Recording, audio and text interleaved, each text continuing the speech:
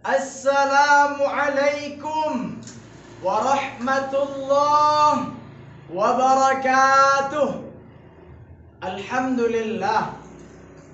Alhamdulillahilladzi hadana lihada. Wa ma kunna linahtadiya laula an hadanallah. Ashhadu an la ilaha illallah wa ashhadu anna Muhammadar Rasulullah.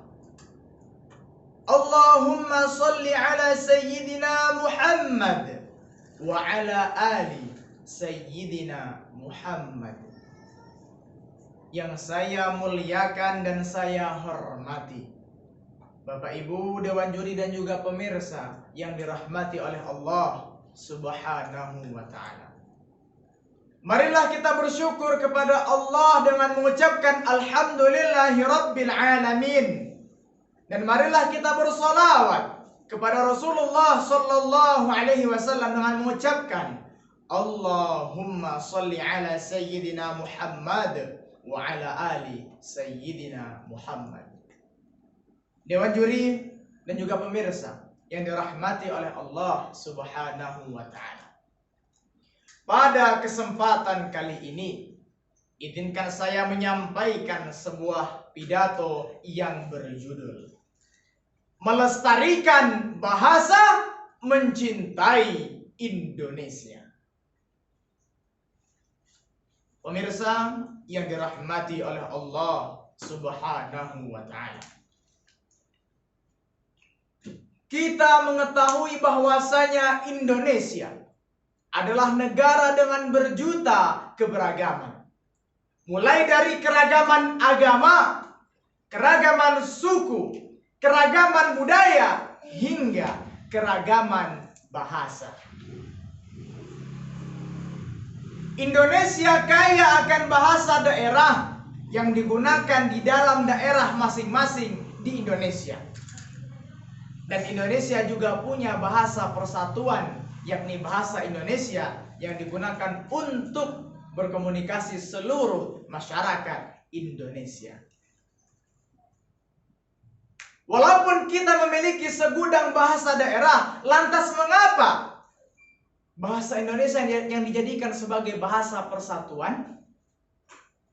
Hal itu tidak lain dilakukan demi terwujudnya persatuan masyarakat Indonesia.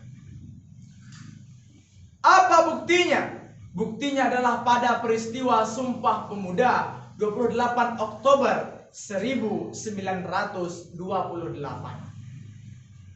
Pada saat itu, setiap pemuda dari masing-masing daerah datang untuk berikrar dalam 3 hal. Dan salah satu dari ikrar itu adalah berjanji untuk menjunjung tinggi bahasa persatuan, yakni bahasa Indonesia. Bahasa Indonesia dijadikan sebagai bahasa persatuan karena semua orang Indonesia bisa saling memahami ketika berkomunikasi menggunakan bahasa Indonesia. Bayangkan jika seandainya orang Minang menggunakan bahasa Minang, orang Jawa menggunakan bahasa Jawa, orang Batak menggunakan bahasa Batak. Lantas bagaimana kita bisa memahami bahasa mereka kalau seandainya kita bukan berasal dari daerah mereka? Maka solusi terbaiknya adalah dengan menggunakan bahasa persatuan, yakni bahasa Indonesia. Pemirsa yang dirahmati oleh Allah Subhanahu wa ta'ala. Lantas mengapa bahasa Indonesia harus dilestarikan? Apakah bahasa Indonesia bisa punah? Jawabannya bisa. Bahasa Indonesia bisa punah jika seandainya masyarakat Indonesia terlalu sering menggunakan bahasa asing. Salahkah kita menggunakan bahasa asing? Tidak salah. Namun ketika kita lebih mengutamakan bahasa asing dibandingkan bahasa Indonesia, maka lama-kelamaan bahasa Indonesia bisa punah dan hilang di telan masa. Maka perlu untuk kita melestarikan bahasa Indonesia. Pemirsa yang dirahmati oleh Allah Subhanahu wa ta'ala. Lantas bagaimana cara melestarikan bahasa Indonesia? Ada dua cara pemirsa. Yang pertama adalah dengan membiasakan diri menggunakan bahasa Indonesia. Ketika kita berinteraksi dengan orang lain, maka biasakan diri kita menggunakan bahasa Indonesia.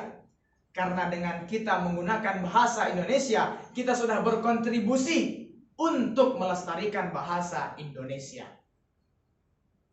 Yang kedua adalah mencintai bahasa Indonesia. Dari mana rasa cinta itu tumbuh? Yakni tumbuh dari membiasakan diri menggunakan bahasa Indonesia. Ketika kita sudah terbiasa menggunakan bahasa Indonesia, maka akan tumbuh rasa cinta. Dan dengan cinta itulah bahasa Indonesia akan tetap lestari. Pemirsa yang dirahmati oleh Allah Subhanahu wa Ta'ala. Demikian yang bisa saya sampaikan mengenai pentingnya bahasa Indonesia dan cara melestarikannya. Intinya adalah mari kita bersama-sama mengutamakan bahasa Indonesia, menguasai bahasa asing, melestarikan bahasa daerah. Apa tujuannya? Tujuannya adalah melestarikan bahasa, mencintai Indonesia. Terima kasih atas segala perhatian. Mohon maaf atas segala kekurangan. Wabillahi taufiq wal hidayah. Wassalamualaikum warahmatullahi wabarakatuh.